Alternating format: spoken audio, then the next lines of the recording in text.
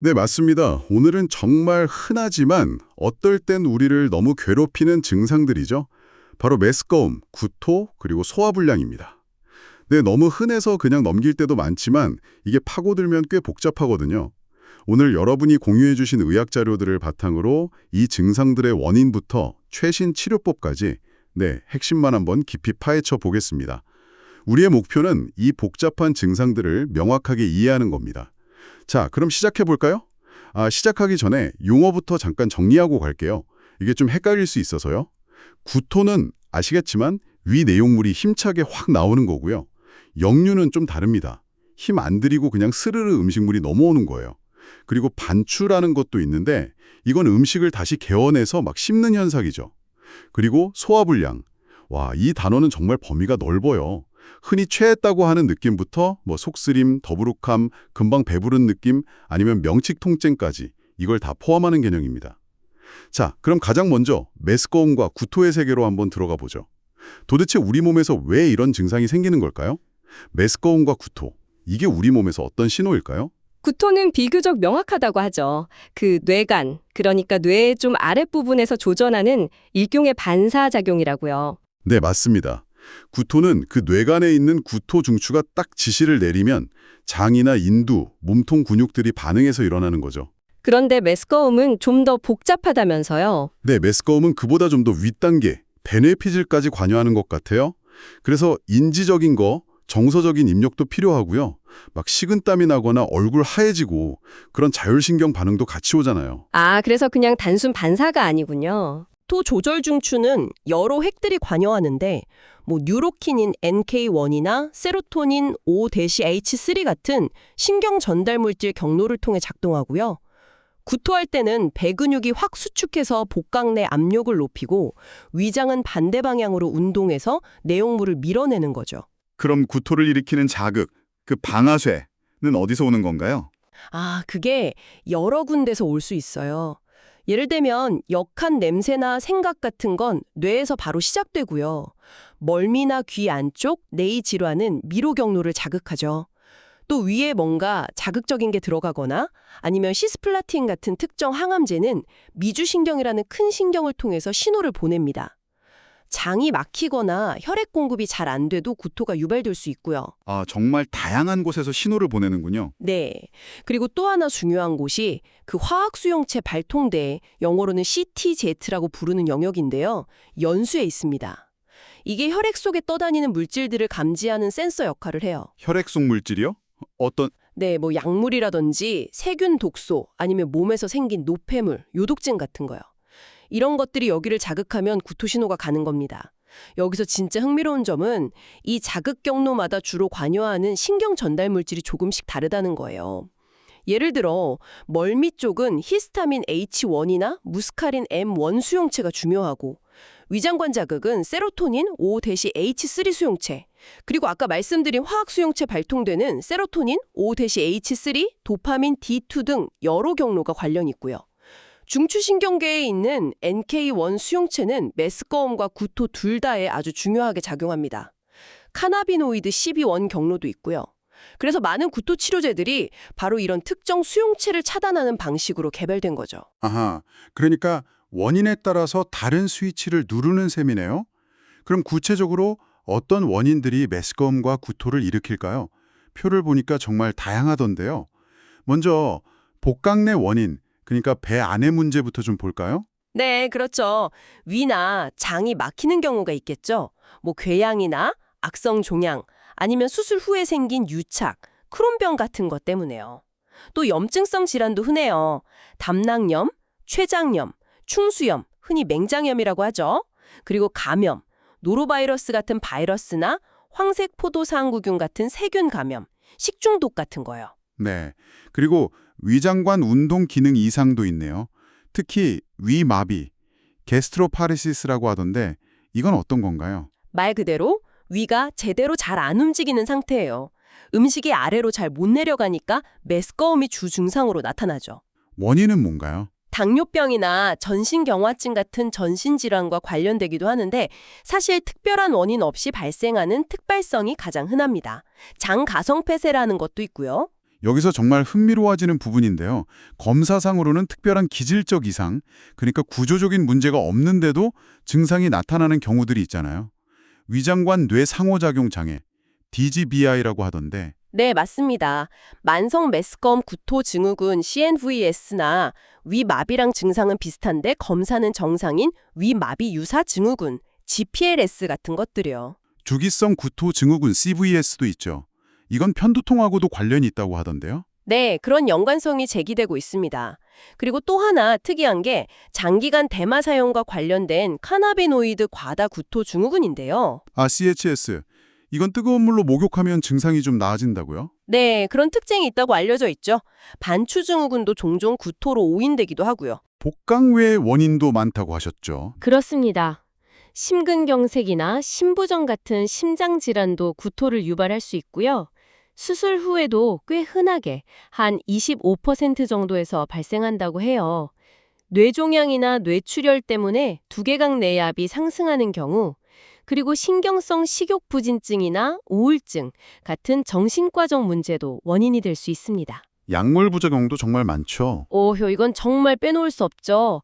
오피오이드 계열 진통제, NSAIDs 같은 소염 진통제, 요즘 많이 쓰는 GLP-1 수용체 작용제, 당뇨나 비만 치료제죠. 경구 혈당 강화제, 파킨슨병 치료제, 항우울제, 금연 보조제, 항생제, 항부정맥제, 경구 피임약 정말 많습니다. 항암 치료는 특히 구토 부작용이 심하다고 들었어요. 네, 항암 치료는 투여 직후에 생기는 급성 구토, 하루 이상 지나서 나타나는 지연성 구토, 심지어는 치료를 예상하는 것만으로도 생기는 예기성 구토가 있습니다. 이게 또 관여하는 신경 경로가 좀 달라서요. 급성은 주로 OHT3, 지연성은 NK1 경로와 관련이 깊죠. 그렇군요. 마지막으로 대사성 질환도 원인이 될 수 있다고요? 네, 예를 들어 임신 초기 여성의 70%가 메스꺼움을 경험하고 아주 심한 경우를 임신 오조라고 하죠. 최근에는 혈중 GDF-15라는 단백질 과다가 관련이 있을 수 있다는 연구가 나왔어요. GDF-15요? 네, 그 외에도 요독증, 당뇨병성 케토산증, 부신기능 저하증, 갑상선이나 부갑상선 질환 등도 원인이 될 수 있습니다. 간 기능이 안 좋을 때 생기는 독소나 세균 감염으로 인한 독소, 그리고 뭐니 해도 흔한 건 에탄올, 즉 알코올 중독이죠. 와, 정말 원인이 다양하네요. 네, 그렇죠. 이걸 좀 더 크게 보면 결국 메스꺼움과 구토는 단순히 위장 문제뿐 아니라 우리 몸 전체의 상태를 반영하는 중요한 신호일 수 있다는 겁니다. 원인이 이렇게나 다양하니까 진단 과정이 정말 중요하겠네요. 어떤 점들을 주로 봐야 할까요? 네, 무엇보다 환자분의 이야기를 자세히 듣는 것, 병력 청취가 가장 중요하다고 합니다. 증상이 갑자기 시작됐는지 아니면 오래됐는지, 급성이면 약물, 독소, 감염을 먼저 생각하고 만성이면 기존에 앓고 있던 질환을 의심해 봐야죠. 식사와 관련해서는요? 식후 언제 구토하는지가 중요해요. 위마비는 보통 1시간 이내, 장폐세는 좀 더 늦게 나타나고요. 반추 증후군은 식후 몇 분 내에 바로 나타나는 경우가 많습니다.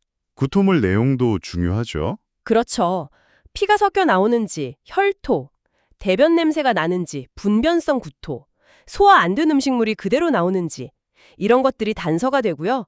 구토 후에 복통이 좀 나아지는지, 체중 감소는 없는지, 아까 말한 CHS나 CVS처럼 뜨거운 목욕을 자주 하는 습관이 있는지도 물어보는 게 도움이 됩니다. 동반 증상도 중요하겠네요. 물론입니다.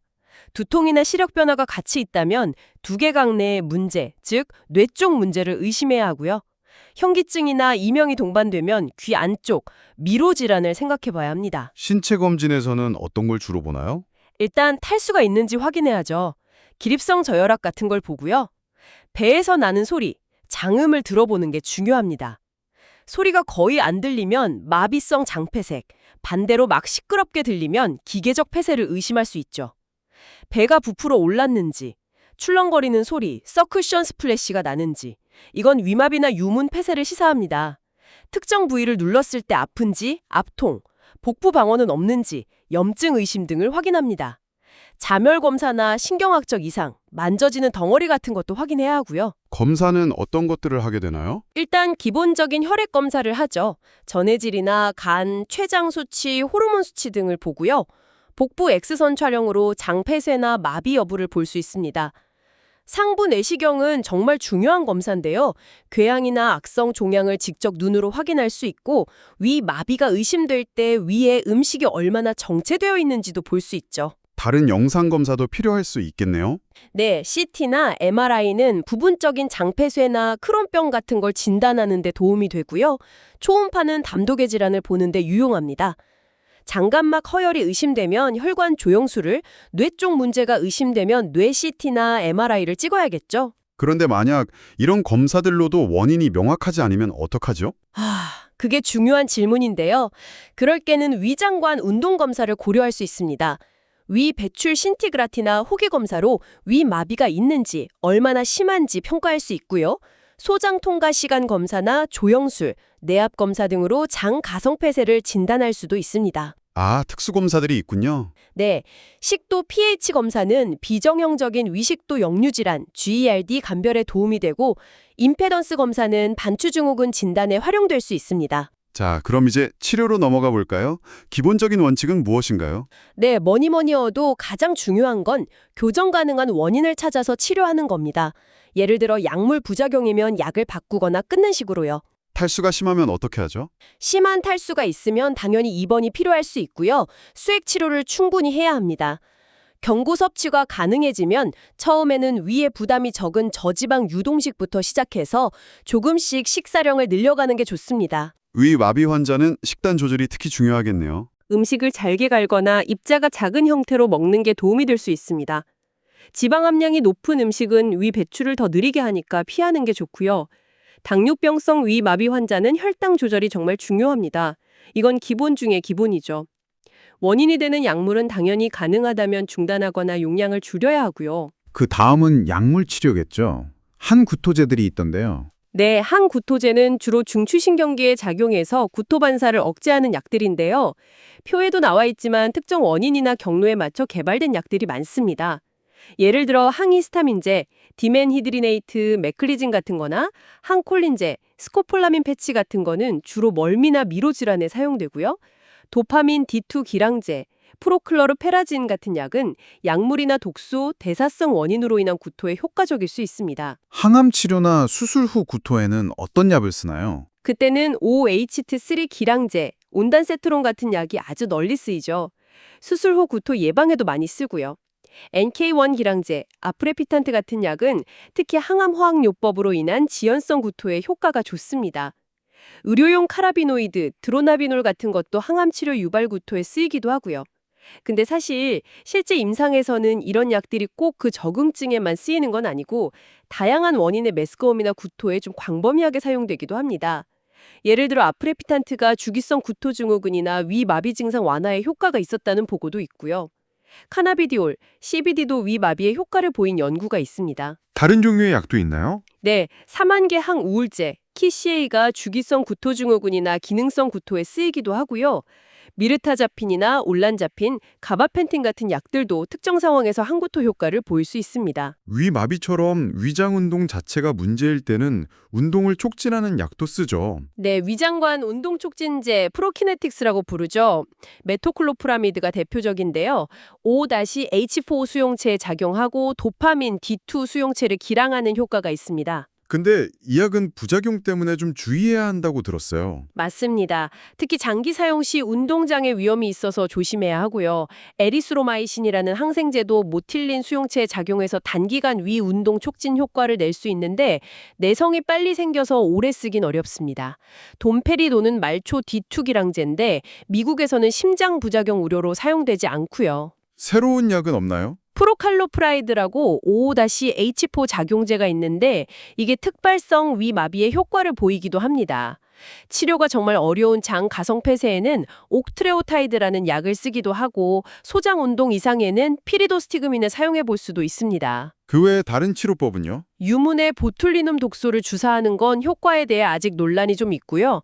유문 성형술이나 내시경으로 유문 근육을 절개하는 시술 G4M은 일부 연구에서 효과를 보였습니다.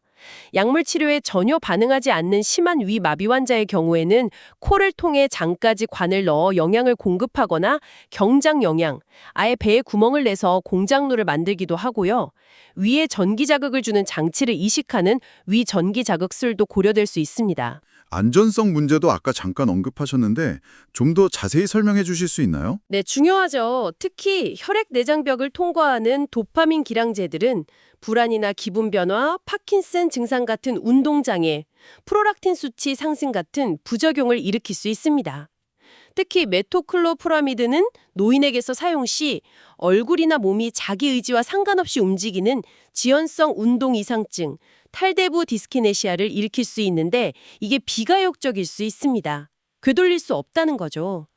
그래서 반드시 사용 전에 이 위험성에 대해 충분히 설명하고 환자 동의를 받은 내용을 기록으로 남겨야 합니다. 아, 정말 심각한 부작용이네요. 네, 그리고 돈페리돈, 에리스로마이신, 사만계 항우울제, 또 5-HT3 기량제 중 일부는 심잔도에서 QT 간격이라는 것을 연장시켜서 심각한 부정맥 위험을 높일 수 있습니다.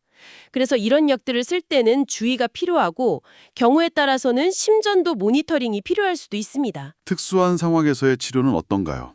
예를 들어 항암 치료라든지 임신 중이라든지. 항암 치료 시에는 구토 위험도에 따라 약제를 선택하는데요.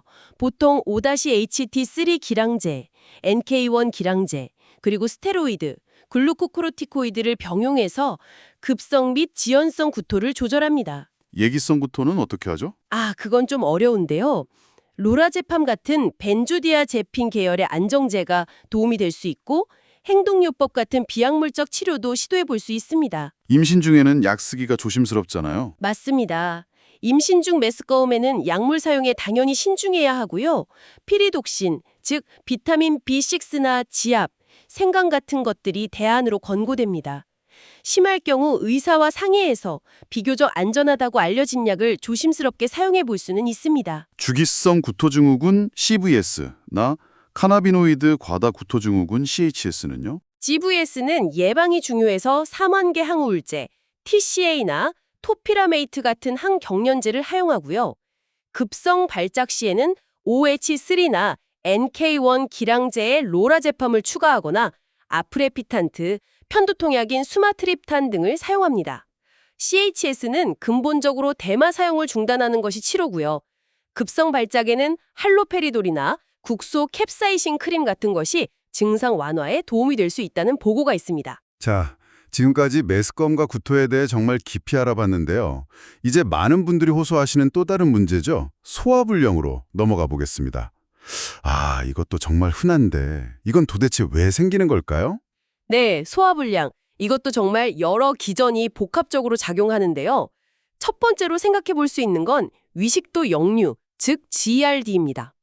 속 쓰린 거요? 네, 식도와 위 사이의 관략근, 일종의 밸브 역할을 하는 근육인데 이 압력이 낮아지거나 아니면 갑자기 확 열리는 이완이 잦아지거나 식도 운동 자체가 좀 떨어지거나 침 분비가 줄거나 위 내부 압력이 높아지거나 비만 같은 경우에요. 식도 열공 탈장 같은 구조적인 문제가 있거나 하면 위산이나 위내용물이 식도로 쉽게 역류해서 속쓰림 같은 증상을 유발하는 거죠. 두 번째 원인은 뭔가요? 위 운동 기능 장애입니다. 기능성 소화불량 환자의 약 30% 정도에서는 위에서 음식이 아래로 내려가는 속도가 느려요. 위 배출 지연이라고 하죠. 반대로 한 5% 정도는 너무 빨리 내려가기도 하고요. 또 중요한 게 식사 후에 위가 충분히 늘어나주지 못하는 위저부 이완 장애가 있어요. 위가 음식물을 받아들일 공간을 충분히 못 만드는 거죠. 이게 기능성 소화불량 환자의 약 40%에서 발견되고 주로 배가 부르거나 더부룩하거나 메스껍거나 금방 배부른 느낌, 조기 포만감과 관련이 있을 수 있습니다. 세 번째는 내장 과민성이라고 하셨죠. 네, 이건 뭐냐면 다른 사람들은 괜찮을 정도의 자극, 예를 들어 위나 십이지장이 약간만 늘어나도 남들보다 훨씬 심하게 불편감이나 통증을 느끼는 거예요. 압력에 대한 감각이 너무 예민해져 있는 거죠. 화학적 자극에도 예민하다고요? 맞습니다. 캡사이신이나 십이지장 안으로 산이나 지방을 주입했을 때도 과민 반응을 보일 수 있습니다. 네 번째는 면역 활성화. 이건 좀 생소한데요? 네, 최근에 많이 연구되는 부분인데요. 기능성 소화불량 환자들, 특히 바이러스 감염 후에 증상이 시작된 분들을 보면 십이지장 점막의 투과성이 증가해 있고 호상구나 비만세포 같은 염증 세포들이 증가해 있는 경우가 관찰됩니다. 이게 위 배출 지연이나 감각 기능 이상과 관련될 수 있다는 거죠. 장내 세균 총 변화나 음식 항원도 영향을 줄 수 있다고요? 네, 장내 세균 구성이 달라지거나 특정 음식 성분, 예를 들어 글루텐이나 소화 흡수가 잘 안 되는 당류, 포드맵 같은 것에 대한 반응도 영향을 미칠 수 있습니다. 그 외 또 다른 요인들도 있겠죠. 그럼요. 헬리코박터 파일로리균. 이게 소화성 궤양의 주된 원인이긴 하지만 기능성 소화불량 자체에서는 역할이 아주 크진 않다고 봅니다. 미미하다고 할 수 있죠. 그리고 불안, 우울, 스트레스 같은 심리적인 요인. 이게 뇌와 장의 상호작용 축, 겉 브레인 엑시스에 영향을 줘서 증상을 유발하거나 악화시킬 수 있다는 건 잘 알려져 있고요. 시상하부 뇌하수체 부신축 조절 이상이나 자율신경계 이상도 관련이 있을 수 있습니다. 담즙산 성분 이상, 특정 약물들, 진통제, 칼슘 채널 차단제 등 생활습관, 음주, 흡연, 카페인, 유전적인 요인도 영향을 미칠 수 있고요. 정말 복합적이죠. 자, 그럼 이게 다 무슨 의미일까요? 소화불량 증상이 있을 때 우린 어떤 질환들을 생각해야 할까요? 네, 가장 흔한 건 역시 위식도 역류 질환 GRD입니다. 속쓰림이나 역류 증상을 매주 경험하는 사람이 인구의 거의 18%에서 28%에 달한다고 하니까요. 정말 흔하죠. 그런데 이런 증상이 있다고 다 GRD는 아니라고요? 그렇죠. 식도 자체가 예민한 식도 과민성이나 위산이 아닌 다른 내용물이 역류하는 비산성 역류 등 다른 원인일 수도 있습니다. 다음으로 흔한 건 뭔가요? 바로 기능성 소화불량입니다. 실제로 소화불량으로 병원을 찾는 분들의 70에서 80%가 여기에 해당하고요. 전체 인구 유병률도 한 7.2% 정도 된다고 해요. 기능성 소화불량도 유형이 아닌다고 했죠? 네, 주로 식후 불편감 증후군 PDS, 그러니까 식후 포만감이나 조기 포만감이 주된 증상인 유형과 상복부 통증 증후군 EPS, 즉 명치 통증이나 자결감이 주된 증상인 유형으로 나뉩니다. 물론 두 가지가 겹치는 경우도 많고요. 과미성장 증후군 IBS 같은 다른 기능성 위장관 질환과 동반되는 경우도 흔합니다. 궤양도 원인이 될 수 있고요. 네, 소화성 궤양, 즉 위궤양이나 십이지장 궤양은 소화불량의 소수 원인입니다. 주된 원인은 역시 헬리코박터 파일로리 감염과 NSAIDs 사용이고요. 드물게는 크론병이나 졸린거 앨리슨 증후군 같은 것도 원인이 될 수 있습니다. 가장 걱정되는 건 역시 암이겠죠? 네, 악성 종양, 드물지만 반드시 고려해야 합니다. 특히 장기간 위식도 역류가 있으면 발의 식도를 거쳐서 식도 선암으로 진행될 수 있고요. 식도 평평상피세포암은 흡연이나 음주와 관련이 깊죠. 위암, 선암, 림포종도 당연히 원인이 될 수 있습니다. 그 외에도 정말 다양한 원인이 있네요. 그렇죠. 감염성 식도염, 호상구성 식도염, 약 때문에 생기는 식도염, 담석 통증, 통증이 주된 위마비, 유당불내증, 과당이나 소르비톨 불내증, 소상세균 과증식 시보, 셀리악병, 만성 췌장염, 장감막 허열, 갑상선 질환 등등 정말 많습니다. 심지어 복벽 근육 긴장 같은 복강 외의 원인도 있고요. 하지만 다시 한번 강조하지만 대부분의 소화불량은 기능성 소화불량 또는 GERD라는 점을 기억하는 것이 중요합니다. 그렇군요. 기능성 질환과 궤양이나 암 같은 기질적 질환을 구별하는 게 정말 중요하겠네요. 진단은 어떻게 이루어지나요? 특히 구별하는 데 있어서요? 역시 환자분의 증상 이야기가 가장 중요하고 핵심입니다. GERD는 특징적으로 가슴뼈 뒤쪽에서 타는 듯한 느낌, 속쓰림이 목 쪽으로 올라오고 식사 후에 악화되는 경향이 있죠.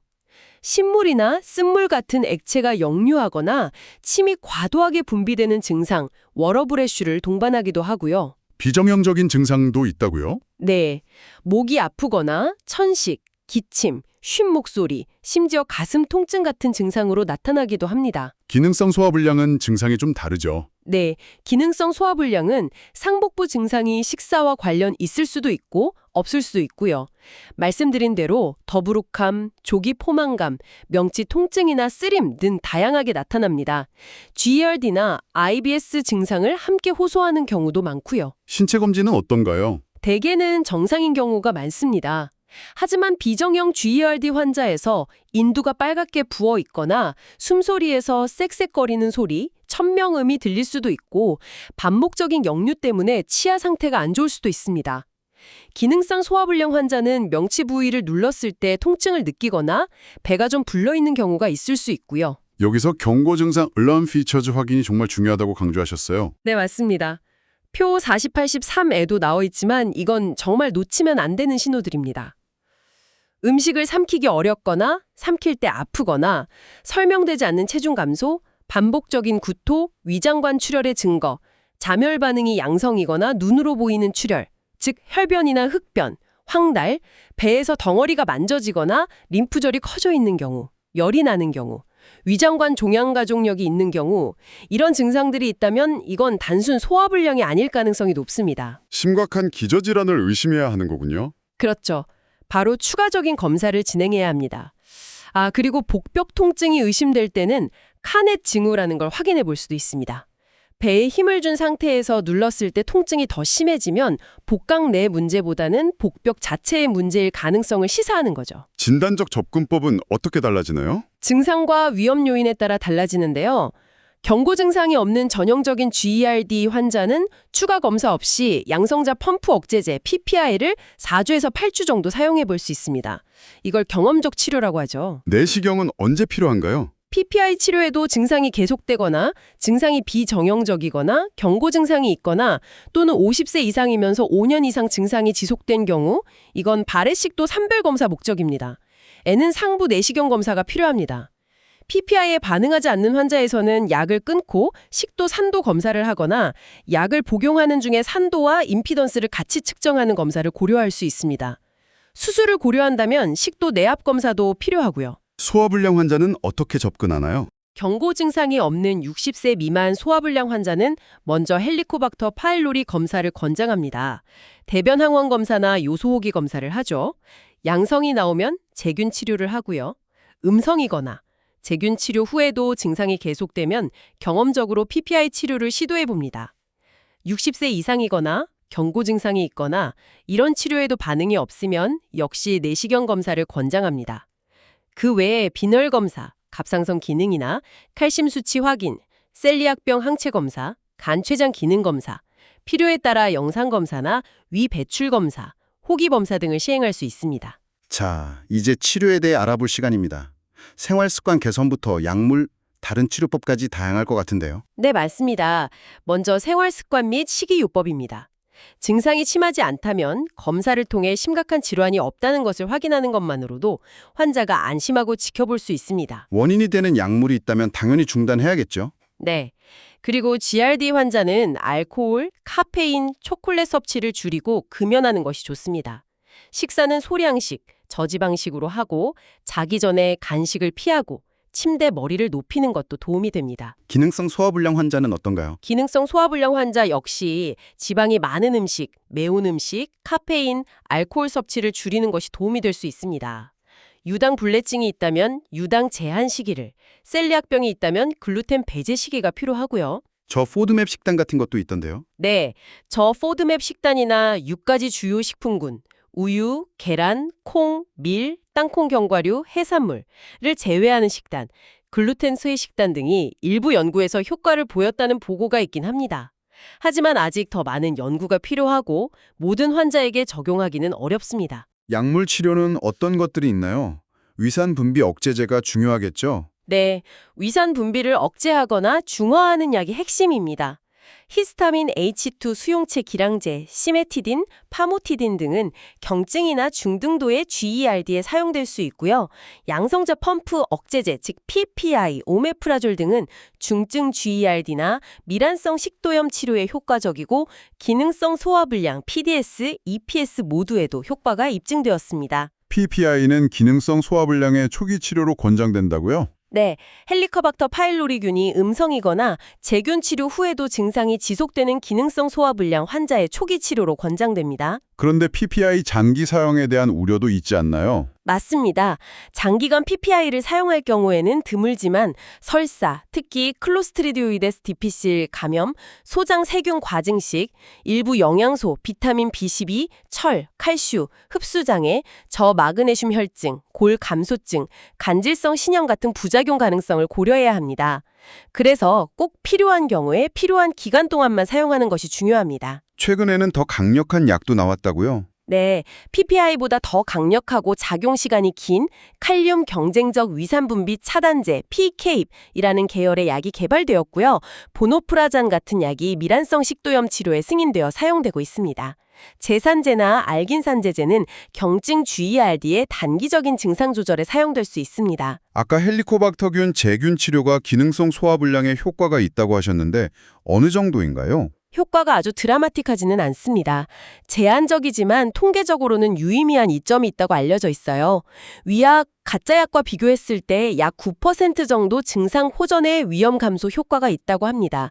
즉, 10명 정도 치료하면 1명 정도 추가적으로 효과를 보는 셈이죠. 치료는 어떻게 하나요? 표준 치료는 PPI와 두세 가지 항생제, 경우에 따라 비스무스 제제를 함께 7일에서 14일간 병용하는 것입니다. 예전에는 재균 치료가 GERD를 악화시킬 수 있다는 우려도 있었는데 그렇지는 않다고 밝혀졌습니다. 위장관 운동조절제도 사용하나요? 네, 개밥이 작용제인 바클로펜은 일시적 하부식도 관략근 이완 TLSR을 줄여서 약물 치료에 잘 반응하지 않는 역류 증상에 사용될 수 있습니다. 기능성 소화불량, 특히 식후 불편감 증후군 PDS 아형에는 위 운동 촉진제가 도움이 될 수 있다는 연구들이 있지만 아직 연구의 질적인 한계가 좀 있습니다. OHT1A 작용제인 부스피론, 탄도스피론 같은 약은 위 용적 조절 능력을 개선시켜서 기능성 소화불량이나 위 마비 증상 완화에 도움이 될 수 있다는 보고가 있고요.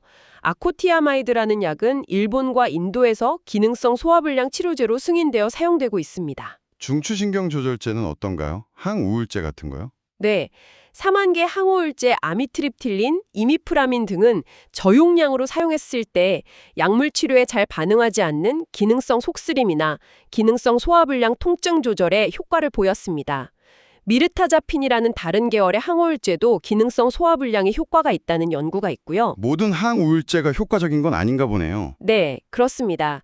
반면에 흔히 사용되는 SSRI나 SNRI 계열 항우울제는 기능성 소화불량 증상 개선에는 효과가 없는 것으로 나타났습니다. 그 외에 다른 치료법은 없나요? 가스나 복부팽만에는 시메티콘이나 활성탄 같은 약이 도움이 될 수 있고요. 비흡수성 항생제인 리팍시민, 특정 프로바이오틱스, 락토바슐러스 가세리 등 일부 허브 제제, STW5, 캐러웨이 오일 멘톨 등 침술, 그리고 심리치료, 인지행동요법, 최면요법, 마음챙김 기반 스트레스 완화 등 또 일부 연구에서 난치성 기능성 소화불량이나 속쓰림 환자에게 도움이 될 수 있다는 결과가 있습니다. 수술적 치료도 있나요? 수술은 주로 위식도 역류 질환 GERD에서 고려됩니다. 위저부 주름술이라고 해서 위와 식도 연결 부위를 좀 조여주는 수술인데요.